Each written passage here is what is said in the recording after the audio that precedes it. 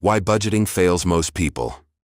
Most people don't fail at budgeting because they're bad with money. They fail because budgeting quietly makes them feel poor. And no one wants to feel poor, especially when they're working hard. So they quit, not because they don't care, but because the system they're using feels like punishment. Pause for a second. If budgeting has ever made you feel restricted, tense, or slightly ashamed, this isn't a discipline problem. It's a psychology problem. Let's talk about it. The problem. Budgeting feels like control, not freedom. Budgeting is supposed to create clarity. Instead, for many people, it creates pressure. You open the spreadsheet, you look at the categories, you see limits, groceries, $200, eating out, $150, entertainment, $80. Suddenly, every decision feels like it must be justified. And here's the quiet truth. When your money system makes you feel watched, restricted, or judged, your brain starts to resist it, especially if you're between 18 and 35. This stage of life is about expansion. New cities, new relationships. New experiences, new identity. Budgeting, as it's commonly taught, feels like contraction. And humans naturally resist contraction. So you try budgeting for 2 weeks, maybe even 2 months. Then something happens. A birthday, a spontaneous trip. A bad day, a small emotional purchase, you overspend. And instead of adjusting calmly, you feel like you messed up. That emotional reaction is the real reason budgeting fails. Not the math, the shame. Pause here. If your money system makes you feel worse about yourself, you will eventually abandon it. On the psychology, why the brain rejects traditional budgets. Let's go deeper. Budgeting is usually built around restriction. Cut this, lower that, don't spend here, stay under this number. But the brain doesn't respond well to constant restriction, especially in environments like the UK and US, where you are surrounded by social media lifestyles, advertising, convenience culture, buy now, pay later systems, instant gratification apps. You're not just fighting your spending habits. You're fighting a billion-pound marketing machine. So when budgeting says, you can't, but your environment says, why not? Your brain experiences friction, and friction creates fatigue. Now add something more subtle. For many young adults, money is tied to identity. Spending isn't just about buying things. It's about belonging, going out with friends, dressing well for work, keeping up socially, feeling successful. When budgeting forces you to cut spending in these areas, it can feel like cutting your identity. And the brain protects identity, always, so it rebels. That's why budgeting feels good in theory, but emotionally uncomfortable in real life. And when something feels emotionally uncomfortable long enough, you avoid it. Another quiet truth. Budgets focus on the wrong question. Most budgets ask, how much can I spend? But that question keeps your attention on spending, not building. It keeps you in a defensive posture, protecting what you have, managing what goes out, watching what leaves. But wealth is not built by obsessing over what leaves. It's built by focusing on what stays and what grows. When your financial system is centered on restriction, you stay in survival mode. Even if your income increases, you might earn more. But if your mental model is still, don't overspend.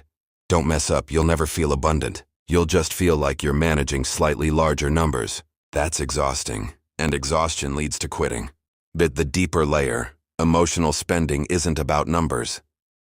Budgeting assumes spending is rational, but much of spending is emotional. You don't buy takeaway because the spreadsheet allowed it. You buy it because you're tired. You don't upgrade your phone because you analyzed utility. You upgrade it because you want to feel current, included, successful. Budgeting doesn't address those emotional drivers. It only reacts after the money has gone. So every month becomes try harder, be stricter, have more willpower. But willpower is a limited resource. After work, after stress, after social pressure, it weakens. Systems built on willpower eventually collapse. That's not a character flaw. That's neuroscience. Pause. If budgeting has ever felt like a battle with yourself, it's because it was. The shift from budgeting to wealth design. So what works better? A shift in focus. Instead of budgeting every pound or dollar, start by designing where your money goes first. Not limiting spending, directing flow. Here's the difference. Budgeting says, after everything happens, make sure you didn't overspend. Wealth design says, before anything happens, move money where it matters. For example, when income comes in, a fixed percentage automatically goes to investing. A fixed percentage goes to long-term savings. Essentials are covered. What remains is yours, guilt-free. No categories, no daily tracking. No constant mental arithmetic, just structure. This changes everything psychologically, because now you are not restricting spending. You are protecting growth first. And spending what remains freely. That feels adult stable. Calm, not controlled. Why this works better for 18-35-year-olds. In your 20s and early 30s, income may fluctuate. Career paths shift. Side hustles appear, cities change. Rigid budgets don't adapt well to change, but percentage-based systems do. If you earn more, the system scales. If you earn less, it adjusts automatically. There's no emotional drama, just proportion. And proportion feels fair to the brain. Another key difference. When investing happens automatically at the beginning, you start identifying as someone who builds wealth.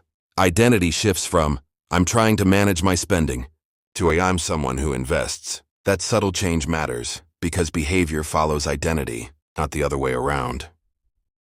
The real goal isn't budget control. The real goal is psychological calm. Money should feel organized, not policed. When your system works quietly in the background, you stop thinking about money constantly. And when you stop thinking about money constantly, you make better decisions. Clearer decisions, less reactive ones. Budgeting often keeps money in the foreground. Wealth systems move it to the background, where it belongs. Pause for a moment. Imagine checking your account and knowing, savings handled, investments handled, bills handled, and what's left is simply yours to live with. No tension, just clarity. That's the shift. A hard truth. If budgeting has failed you repeatedly, it doesn't mean you lack discipline. It may mean you've been using a system designed for accountants, not humans. Humans need simplicity, automation, emotional breathing room, a sense of progress. When those are present, consistency becomes easier, not forced, easier.